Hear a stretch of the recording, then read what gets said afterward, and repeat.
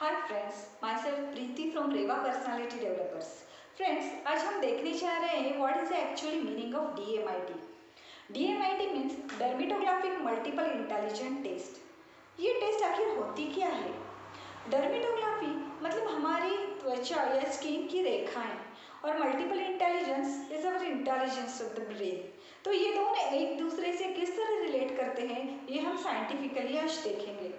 आप इस डायग्राम में देख सकते हैं कि हमारा ब्रेन जो है वो हमारे 5 लॉब्स में डिवाइड होता है। ये 5 लॉब्स अलग अलग जगह अब हमारे ब्रेन में होते हैं और उनका फंक्शन भी अलग अलग होता है।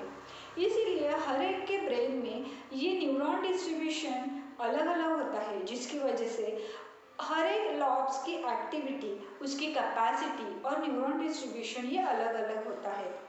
दूसरी डायग्राम में हम ये देख सकते हैं कि हमारा ब्रेन लेफ्ट और राइट ब्रेन इस तरह से भी डिवाइड होता है, जो कि अलग अलग फंक्शंस दिखाते हैं। अब सबको ये पता है कि लेफ्ट ब्रेन जो होता है वो right side of the body part handle करता है, और राइट ब्रेन पार्ट होता है वो left side of the body part handle करता है। इसीलिए लेफ्ट और राइट ब्रेन के फंक्शंस भी अलग अलग होते हैं। और ये मल्टीपल इंटेलिजेंस और फिंगरप्रिंट्स में क्या कनेक्शन है?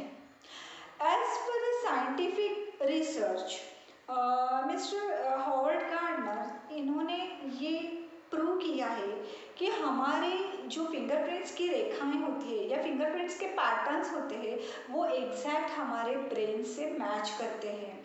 इन दोनों में कनेक्शन ये है कि हम ऐसे बोल सकते हैं कि हमारे ब्रेन का जो मैप होता है वो हमारे फिंगरप्रिंट्स के टिप पे रिप्रेजेंट होता है। इसलिए फिंगरप्रिंट्स के स्कैन करके उसका स्टडी करना और हमारे ब्रेन का स्टडी करना एक जैसे ही है। इसीलिए ये DMIT टेस्ट जो है ये हमारे ब्रेन का एनालिसिस करके हमें बहुत सारी बातें बताती है। तो देखते हैं ये DMIT हमें क्या क्या बताता है। सबसे पहले तो हमारे ब्रेन में डिस्ट्रीब्यूट किए हुए न्यूरॉन के परसेंटेज क्या है, उसकी एक्टिव कैपेसिटी क्या है, ये समझ में आती है। सेकेंडली हम देख सकते हैं कि हमारे ये जो 10 टाइप के मल्टीपल टैलेंट्स हैं, ये टैलेंट्स किस तरह हमें डिस्ट्रीब्यूट हो गए हैं। इसके अलावा साइकोलॉजी में ह्यूमन नेचर ये 4 पर्सनालिटीज़ में डिवाइड हुआ है। हर एक पर्सन में 2 टाइप की पर्सनालिटीज़ होती है। ये पर्सनालिटीज़ कौन सी है ये हमें DMIT से पता चल सकता है। इसके अलावा हमारा लेफ्ट ब्रेन या राइट ब्रेन डोमिनेंट है, ये भी हम जान सकते हैं। इसके अलावा हमारे एक्वायरिंग स्टाइल क्या है? एक्वायरिंग स्टाइल मतलब हमारे स्टडी करने की मेथड, हम किस तरह ग्रास्प करते हैं। और लर्निंग स्टाइल भी समझ में आती है, मतलब कोई ऑडिटरी होता है, कोई विजुअल होता है, तो कोई काइनेस्थेटिक होता है, किस तरह से हम सीखते हैं। इसके अलावा हमारे जो सेंसरी ऑर्गन्स होते हैं उनकी कैपेसिटी, उनका वर्किंग स्टाइल भी हमें समझ में आता है। ये सब जानने के बाद भी हमें ज़रूरत होती है वो क्वेश्चंस की। ये क्वेश्चंस हम साइकोमेट्रिक टेस्ट से सिर्फ IQ ही कंसिडर करते हैं, लेकिन IQ के अलावा मतलब इंटेलिजेंट क्वेश्चन के अलावा एडवर्स क्वेश्चन, क्रिएटिव क्वेश्चन और इमोशनल क्वेश्चन ये भी जानना बहुत ज़रूरी होता है। ये सब क्वेश्चंस जानने के बाद हमें स्वॉट एनालिसिस भी मिलता है, जिसमें हमारी स्ट्रेंथ क्या है, हमारी वीकनेस क्या है, स्ट्रेंथ की वजह से आने वाली अपॉर्चुनिटीज़ क्या है, वीकनेस की वजह से आने वाले थ्रेट्स क्या है, ये हम हमारी लाइफ में जान सकते हैं। मतलब कौन सी बातें हमें अवॉइड करनी है और किन बातों में हमें आगे जाना है, ये हम समझ सकते हैं। अब ये सारी जानकारी मिलने के बाद अदर एक्टिविटीज़ में, किस अदर एक्टिविटीज़ में मतलब कौन सी हॉबी हमें सूट करती है, ये भी हम जान सकते हैं।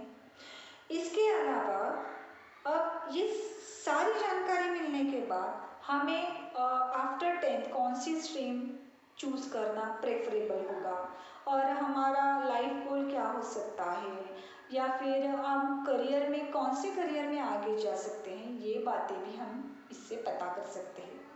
तो DMIT टेस्ट ये सिर्फ फिंगरप्रिंट टेस्ट नहीं है, तो इस तरह DMIT टेस्ट ये ब्रेन मैपिंग टेस्ट या ब्रेन एनालिसिस टेस्ट है, जिसकी वजह से हमें हमारा पूरा ब्रेन एनालिसिस तो मिलता ही है।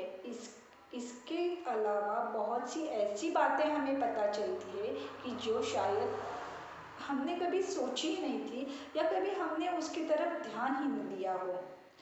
अब ये टेस्ट करने के बाद इस टेस्ट का काउंसलिंग होना भी बहुत ज़रूरी है, क्योंकि इस टेस्ट का रिपोर्ट तो हमें 30, 40 या 50 पेजेस में मिल जाता है।